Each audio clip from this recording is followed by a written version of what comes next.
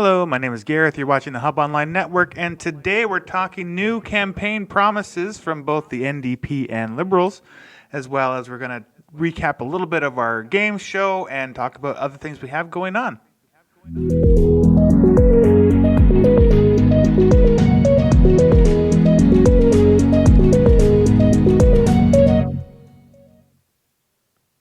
Okay, so the big news that came out from an interview that I did yesterday with Mr. Aaron Sumeheltza, who is the NDP candidate for Fraser-Nicola, he brought up the fact that that they will be doing a 24/7 emergency room in Ashcroft if they are re-elected. So let's see what he had to say when he made this statement. I appreciate the question, Gareth, but I just want to take this opportunity to share with you that today the NDP and John Horgan are announcing as part of our platform that we are committed to 7-day-a-week, 24-hour an emergency department here in Ashcroft. So we've made that commitment today. A press release was just issued within the last hour. So I've told you today, Gareth, that John Horgan and the BC NDP have committed to a 24-hour, 7-day-a-week, an emergency department here open in Ashcroft. And so from my perspective, this isn't just a promise. It's something that we need to deliver on. So when I get elected on October 24th or is it November, we'll see how long it takes to get the results. We're going to make that happen. And so you start with something, and then of course you deliver, and then there's opportunities to deliver on other things moving forward. Is there anything else that you would like to say, closing pitch to get people to vote for you?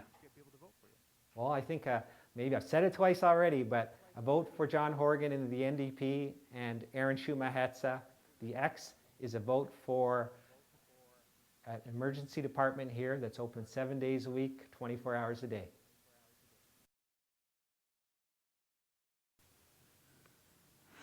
So yeah, that was yesterday, and we got a press release from the NDP. So it states, re-elected John Horgan, MD, NDP government is committed to a 24/7 hours emergency room for Ashcroft Hospital.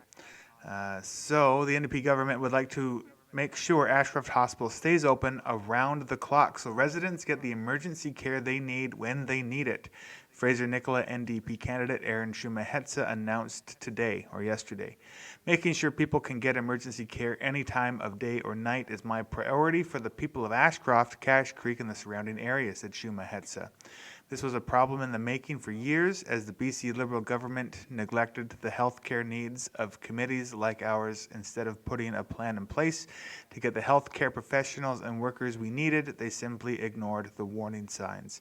I'm just going to take a little aside here and just remind everybody that we here at the Hub Online Network do not specifically support any political party or ideology.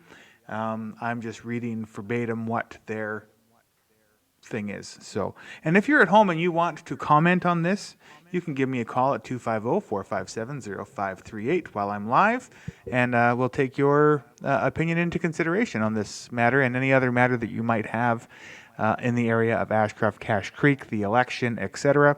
So give me a call. I would love to chat. Continuing on with the statement. Our NDP government has been working to turn the problem around by training and attracting more doctors, nurses, and other healthcare professionals. And now I'm pleased to say that I've received an assurance from John Horgan that this hospital will be open 24/7 if his government is re-elected. Currently, the hours for the emergency department are Friday from 6 p.m. to Monday morning at 8 a.m., but during the rest of the week, the hospital is only open from 8 in the morning until 6 at night, and the ER is closed. It's closed altogether on stat holidays. If people have an emergency outside of the daily hours, they have to go to Royal Inland Hospital in Kamloops, which is at least an hour away. Sumeheltza says tragedies have happened already and there's continued risk with each passing day. This is one of the first issues that I raised with John Horgan after being nominated, says Sumeheltza, making sure people in Ashcroft area have access to emergency care is critical at any time, and even more important as we deal with the devastating toll of the COVID-19 pandemic. Sumeheltza adds that the BC NDP's new primary care network and urgent primary care centres will add 1,300 new doctors, nurses, and healthcare professionals in just a few years, with more to come. And the BC NDP's platform calls for the opening of BC's second medical school and will add more health professionals in the long term. So that's what we have for from Aaron Sumeheltza, the NDP candidate. We here at the Hub Online Network have done quite a bit of research. You can go to our YouTube channel and you can see some interviews that we have done with certain people around town. This was a big, bold statement, for this has been a topic that has been sort of, not, I don't want to say fought over, but people have actively sought to have this emergency room. Maybe not necessarily 24/7, but have this. And one of if you go to our YouTube channel, you can see some comments from certain people around town who will go into a little bit more detail as to what that might be. I don't want to necessarily put words in people's mouths, but that is a pretty big campaign promise from the NDP. Now, not to be shortchanged, the Liberal government has also come out with their own thing, which is in regards to the Maccabee Fossil Beds, which is not a tourist attraction, a scientific area that deals with fossils and doubles as a tourist attraction, hopefully to bring more tours and tourists to the area. So what they say is the Maccabee Fossil Beds, located east of Cache Creek on the Trans-Canada Highway in the most diverse site known in British Columbia for plants and insects in the Eocene epoch from 50 million years ago. The business plan developed in 2017 for this global significant fossil site sets out a phased approach to develop a world-class interpretive and research center that could attract up to 50,000 visitors annually. The BC Liberals recently announced their $8 billion Rebuild BC plan that includes increased funding to accelerate infrastructure projects to meet the needs of the province's growing population, create jobs, and improve long-term productivity. BC Liberal candidate Jackie Tegart is proud to announce that $2 million from the Rebuild BC plan has been earmarked for the development of Maccabee Fossil Beds as a tourist destination. This site has enormous potential as a center for education, research, and tourism. Investing in Maccabee will put British Columbians to work immediately with the development of the site and for years to come as the center becomes operational. The site is of interest to researchers, students, and visitors, said Tegart. Investing in developing Maccabee as a tourist destination will create jobs and allow more British Columbians to safely visit and spend time in our community. The Rebuild BC plan includes investing $8 billion over 3 years in much-needed projects.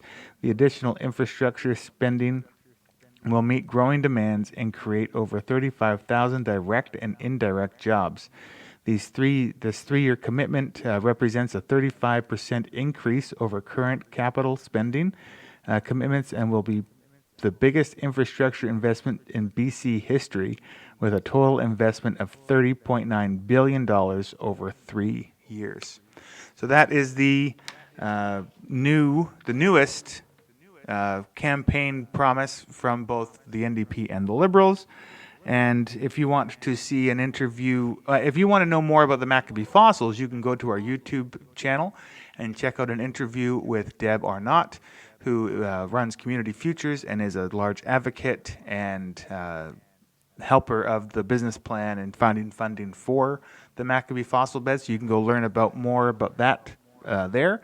You can also check out our interview with Jackie Tegart and Aaron Sumeheltza on our YouTube channel, as well as find a forum with the All Candidates forum from last week that we did here that is also posted on our YouTube channel. So if you're looking to find out what everybody's talking about for their election plans, go there. And if you haven't voted, don't forget that you can vote today, tomorrow, early in Ashcroft, and then on Saturday. Saturday will be the last day, as that is the official voting day.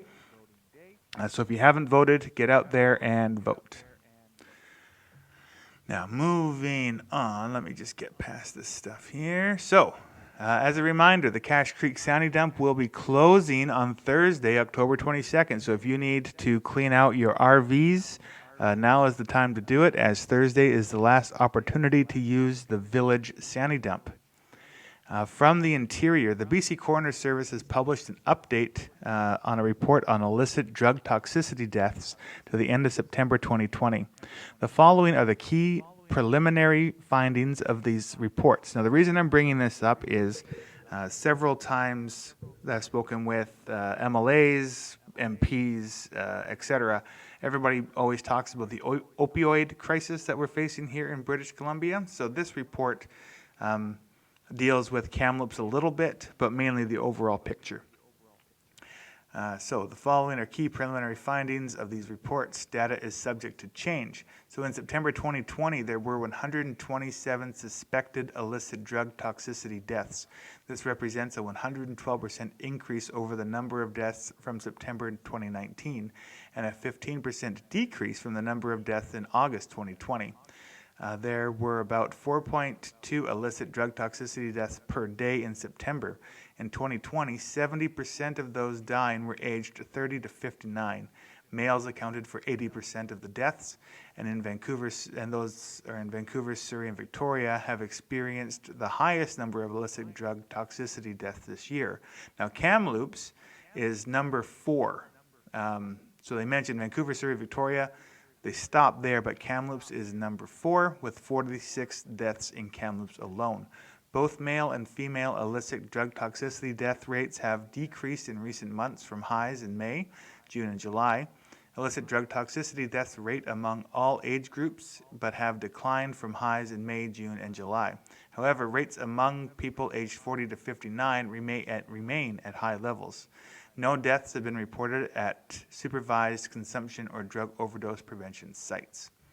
So if you know of somebody else that may be taking illicit toxicity drugs, there is also an app that you can get that if you can't do these things with a buddy, which is what ultimately the health officials are stating or asking, if you can't get a buddy to do drugs with you, then they're asking that you get this app, which is a timer.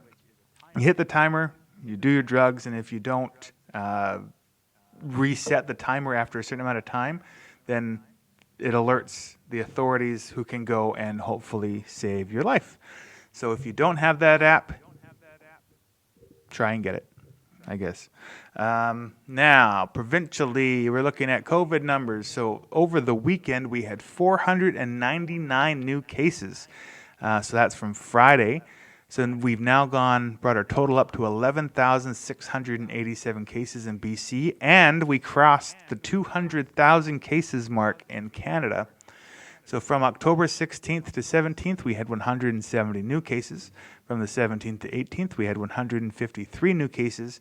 And on Sunday to Monday, we had 174 new cases. So if you are one of those people, we're sorry to hear that you have COVID-19, but it would also be interesting if you've made it out of having COVID-19 to let us know how it went for you. We'd be interested to hear your story and what happened.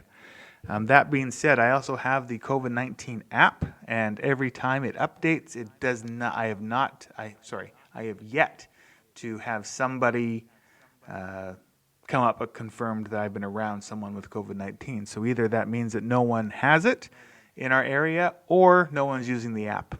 So I'll leave that conclusion up to you. Now, we have been doing a lot of fun things over at the Hub Online Network. Not to mention all of the political things we have going on. We've been playing some, what's the word I'm looking for? Game shows. Thank you, Troy. We have game shows. So on Saturday night, over the weekend, we played Trade Up, which is a variation of Let's Make a Deal. It was my first time ever hosting a game show. It was a lot of fun. I keep sending you guys to our YouTube channel, but if you want to see what the game show did, you can go to our YouTube channel or our Facebook page. You can check out the whole thing there. It was a lot of fun. Everybody won something. We handed out gift cards, prizes. The people that did the big deal at the very end both won the big deal. So everybody went, those two people went home with all of the prizes at the end of each game show. So congratulations to all of those. And if you are one of those people that won and you haven't picked up your prize yet, come on into the hub and pick up your prizes when you get a chance. Now, tomorrow night, we already have all of the people that we can for tomorrow night's trivia show. But on Friday, if you are interested in joining with our game shows, you can join us for a variation of Family Feud that we are calling COVID Bubble Battle. So if you have a group of 5 people, preferably your family, so you're not bringing in too many people from outside of your home or your bubble, you can sign up at, let's get rid of that one, put that one up, ashcrofthub.com for COVID Bubble. Is it .ca?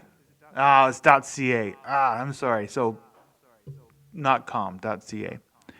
You can sign up there. Again, you have to have a group of 5, and you'll be going head-to-head with another group of 5, Family Feud style, and there will be prizes to be won and gift cards to be given away. So remember to check that out. And if you're still watching and you're interested in giving me a call to talk about anything that's going on in our area, again, my number is 250-457-0538. Now we're going to check out, we're just going to run through a couple of things here. So I've now sat down with all of our representatives, candidates, I should say, other than Dennis Adamson, who is an independent candidate running in the Hope, Yale area. But we have a few videos that I can show you from Jonah Timms, the Green Party rep, Mike Bangu, the independent rep from Merritt, and Jackie Tegart, who is, of course, running for the Liberal Party and she lives in Ashcroft. So let's start with the person you probably haven't seen too much yet of. And again, you can check out his interview on the Hub Online Network's YouTube channel. I can't plug that enough. And if you haven't liked, shared, and subscribed to any of our stuff, what are you doing? Get over there, check it out, subscribe to us. We would love to have more people that watch our material. But let's see what's going on with Mike Bangu. Hello there. As you're aware, our communities, they require help and healing. Yet the established political parties, they come and go, and our hardships continue to grow. A sense of hope is lost. My name is Mike Bangu. I'm competing in this provincial election as an MLA candidate in the Fraser-Nicola riding, and I ask for your permission to serve you. I see our communities and our people suffering. We are regressing and not progressing. Send me to Victoria so that I can daily fight to help the family thrive, small business survive, financially free the retiree, and get a handle on our mental health pandemic. We must hold our institutions accountable. Truth to power. As a city councillor for the City of Merritt, I've learned how to work with government to bring about positive change. As a nonfiction author, I've examined the socio-political happenings of the past century, and I'm able to identify where government might have slipped and how to get government back on track. If you've given up on government, allow me to restore your faith. This provincial election, support the underdog. Elect Mike Bangu, Fraser-Nicola, MLA. People before politics.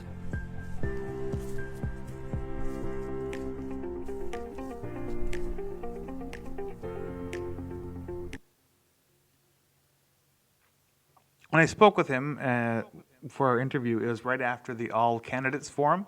I was really tired after that one, but he was a very interesting guy. He's written several books about political science and theory and theology, so if you come across any of that stuff, hey, give it a shot and let me know what you think.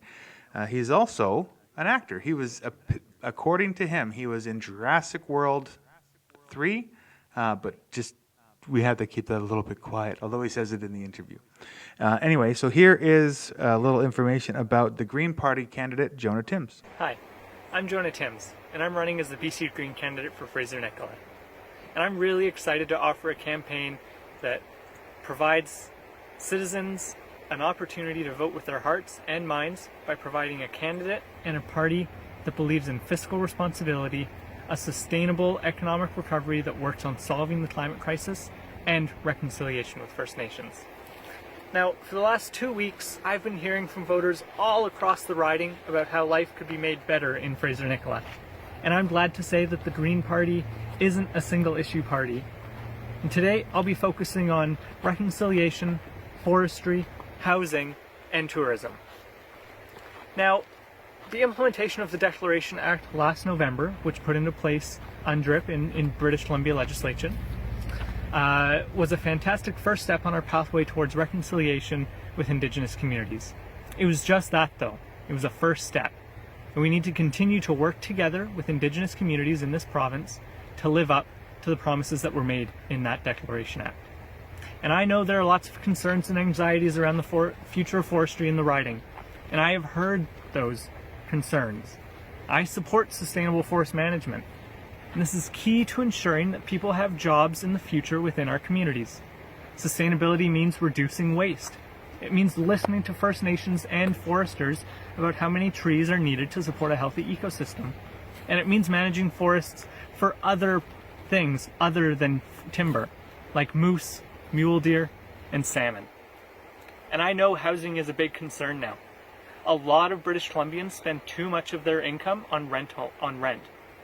Frankly, that means that young people, like myself, have been shut out of the housing market, and retirees who want to downsize have difficulty finding affordable housing. I believe everybody should have a safe place to lay their head at the end of the day. It'll improve our communities and make us all safer. And I support having a strong and durable tourism sector across the riding. Thousands of people come to our communities to visit and see our beautiful scenery around us. And I believe that Fraser-Nicola can be a destination. I want to work with small businesses to promote our areas. And I understand that we'll need to invest in advertising, and we need to work on our trail networks and our arts and culture within our towns. But I believe that it can be done, and people will come. Now, Fraser-Nicola is a great place to live for many of us, but there's always more work to be done. Today, I've talked about a few topics that I've heard about from voters, and I hope to release more videos in the coming days about more topics. Now again, my name is Jonah Timms. I'm running as the BC Green candidate for Fraser-Nicola, and if you'd like to help support my campaign, please go to jonahtimms.ca or find me on Facebook at Jonah Timms for more information. Thank you very much.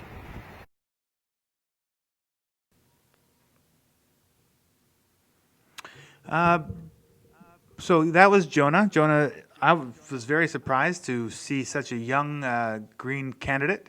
He's only 26, and apparently he's not even the youngest person running as a candidate for being an MLA. The youngest person is, I believe, 18. So it's great to see a lot of young blood sort of getting into the mix. And just as a whim, I was looking at my desk here, and I have thought of I'm going to run a little contest. So if you've made it this far into the video, if you can name the 4 figures that I have on my desk from their eyes and the tops of their heads, you could win a $10 gift card from the Hub Online Network. So leave a comment in the description with your answer as to who these 4 toys are, and we will get you guys a gift card. So yeah, that was Jonah. Now here's a little go from Jackie Tegart. My name is Jackie Tegart, and I have been the proud MLA of Fraser-Nicola for the last 7 years. I'm asking for your support on October 24th. When you fill out your ballot, vote for Tegart. Vote for the future of British Columbia.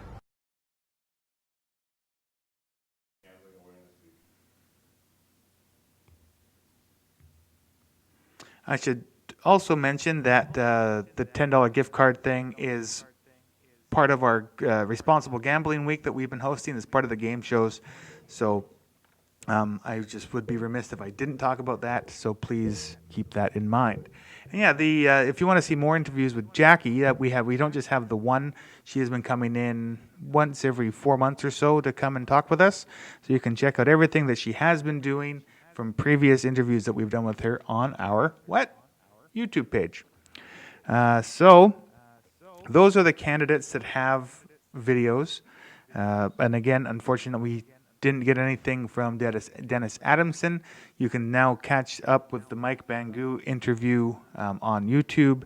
And all of the candidates are very strong. So who are you going to pick? It's election time is an interesting time of usually every 4 years. Now, all that being said, on election night, myself and Barbara Roden will be doing a live show to keep you guys all in the know as to who's winning, who's won. If there's no possible way that we could know who's going to win because of mail-in ballots and such, because there is the possibility of things being done a couple weeks after because ballots are coming in and they have to do recounts and stuff. So it might not be super defined on election night, but we'll keep you up to date. So watch us starting at 7:30. We'll do a little pre-show. Polls close at 8, and we'll go from there. Now, here is, and I apologize, one of these commercials, I'm going to show you a package of commercials for the bigger political parties. One of these commercials, for some reason, and I can't see it in my editing program, does a slow motion thing. So I apologize for that. There's only one out of the 6 or 7 that are there. So check this out and see if it helps with your decision. The NDP's failed and delayed economic plan does not meet the needs of BC businesses. With NDP in power, there will be no economic recovery in BC. This is an emergency. Andrew Wilkinson will restore our confidence and rebuild BC. For the past 3 years, BC Greens have put people ahead of politics. We've kept Horgan's government accountable, and we've improved his policies. When the NDP proposed a $15 an hour minimum wage, we knew that it wasn't good enough. That's why we proposed a Fair Wages Commission to move us beyond a minimum wage to a livable income. John Horgan is looking for more power and less accountability. Our province is stronger when we have a seat at the table. This election, for real solutions, vote BC Green. In the middle of this busy pandemic election, I want to take a pause and wish you and your family a happy Thanksgiving. Due to COVID-19, celebrations this year will be very different than those in the past. But the desire to give thanks and celebrate with loved ones is still there. If you're able, please consider donating to your local food bank to help those who need it this holiday the most. When I think about what we announced in our platform, I think about the values that make us New Democrats and that we've had as the driving force in our government. We focus on making sure people are healthy and our public health care system has all the support that it needs, that everything we do is connected to Indigenous rights and reconciliation, that climate action is a high priority for our government, and lastly, we want to make sure that we're creating jobs, good jobs and livelihoods for people in their communities. It's inspiring when you talk to people who've been transformed by the initiatives that we've brought forward. I want people to look at their government as a force of positive change in their lives. That's been rare over the past 20 years in British Columbia. I want to make that the norm. But we've got some big challenges ahead of us. Climate change, the opioid crisis, getting through COVID-19. We need to be honest with each other about the challenges, and then we need to work together to solve them. It has been an honor and a privilege for the past 3.5 years to be the leader of the government of British Columbia. I've always been working for you. I'll continue doing that as long as I can.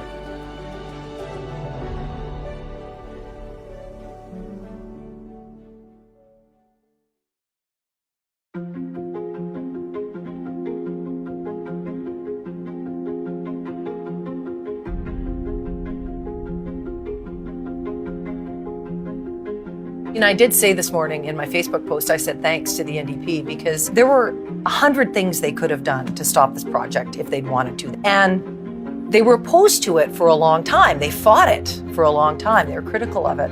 And then when they became government, they changed their position. Today, LNG Canada has sent a signal to the people of the world that British Columbia and Canada are open for business.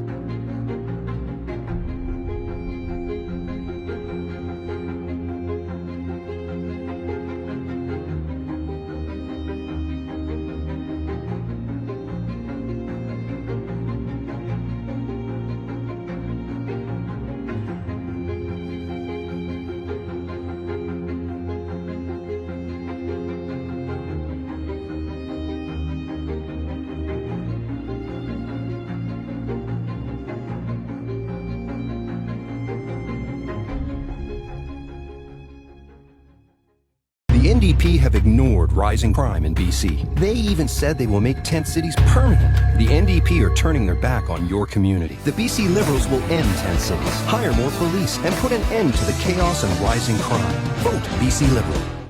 Here in BC, we'll get through this pandemic together by taking care of each other, no matter what gets thrown our way.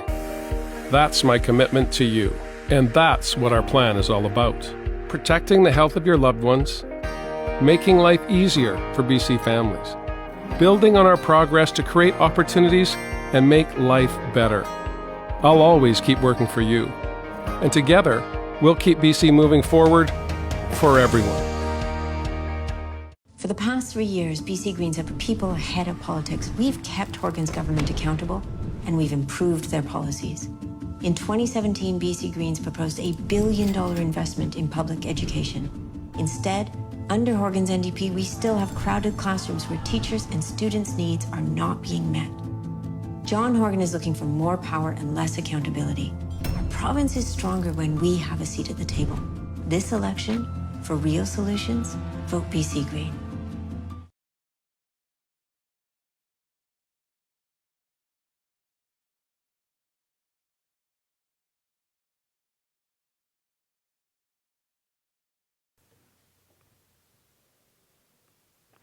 So that's the political ads that have been coming out from the larger parties of Liberal, NDP, and Green. So if you're in, hopefully that might help you make a decision if you haven't made one already. Now, let's move on from provincial politics and let's move a little bit more federally. Let's see what our MP Brad Viss has been doing in Parliament over the last week. The honourable member for Mission Matsqui favor Fraser Canyon. Fraser Canyon, thank you, Mr. Speaker. Today I'm presenting 3 petitions. The first one is on rural broadband. The petitioners in my riding call on acknowledge that the federal government has failed to improve rural broadband internet services, especially in rural and Indigenous communities. COVID-19 has only exacerbated the challenges these constituents face, and they cannot wait until 2030 on the government's timeline to get timely access to internet services. So my petitioners in the riding are calling on the Government of Canada to get the money out today to support them and their livelihoods. Thank you, Mr. Speaker. The second petition I'm presenting relates to the Sikh and Hindu minorities in Afghanistan. Petitioners in my riding, they want to call on the government to allow them to sponsor refugees privately to support those minorities in Afghanistan who are suffering. And thirdly, Mr. Speaker, I'd like to draw attention to a petition presented by my constituents on the ongoing challenges Uyghur Muslims face in China. These petitioners call on the Government of Canada to call out the Chinese Communist Party on their human rights abuses in China. Thank you, Mr. Speaker. And if you'd like to see more about what Brad Viss has been up to, again, you can go to our YouTube channel and you can see an interview I did with him last week. The thing that specifically affects us here in Ashcroft is the rural broadband petition, and he does talk about that at some length in the interview, so go check that out. So the last thing I got going on today is a story from CTV, I believe. So federally, the federal government appears willing to go to the polls over the Conservatives proposing the creation of a new parliamentary committee to probe Liberal controversies, including the We Charity Affair though Prime Minister Justin Trudeau is insisting it's up to the opposition whether there will be a pandemic election. So the reason that I'm talking about this is, as we've stated in other times we've talked about this, the Ashcroft Hub was supposed to be part of this wee charity set of funds to have people be hired at a lower wage than minimum wage, but you'd be more like a paid volunteer. And because of what happened, the hub could not take advantage of those funds. So it directly affects us. And if everybody has to go to the polls, it directly affects you, us, everybody. So that is why I am talking about this. So, quote, "It will be up to the parliamentarians and the opposition to decide whether they want to make this minority parliament work, or whether they've lost confidence in this government's ability to manage the pandemic," says Trudeau. Government House Leader Pablo Rodriguez declared Tuesday morning that when the motion is set up, the committee that is now being debated in the House of Commons comes up for a vote, the Liberals will consider a confidence vote, or the Liberals will consider it a confidence vote. That means if it passes with the support of all opposition parties, then the government could fall and Trudeau's could trigger a snap election in the middle of the worsening COVID-19 pandemic. We've heard that one before, provincially. Early indications are that the Liberals will once again be looking to the NDP to back them. The Bloc Québécois stating that this is a problem if Trudeau is making and they've supported the Conservative motion. Though NDP leader Jagmeet Singh says the brinkmanship going on is senseless. I don't think I've ever heard that word, brinkmanship. Anyway, so there's a very real possibility of another election, only this time federally and happening fairly soon. So we'll keep you all posted as to whether or not that moves forward. I believe they're voting on this tomorrow, Wednesday, the 21st of October. So I'll keep you guys up to date.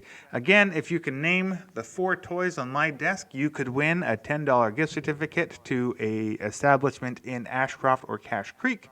And that is from the BC Responsible Gambling Program. So thank you all for watching. We'll see you on Friday.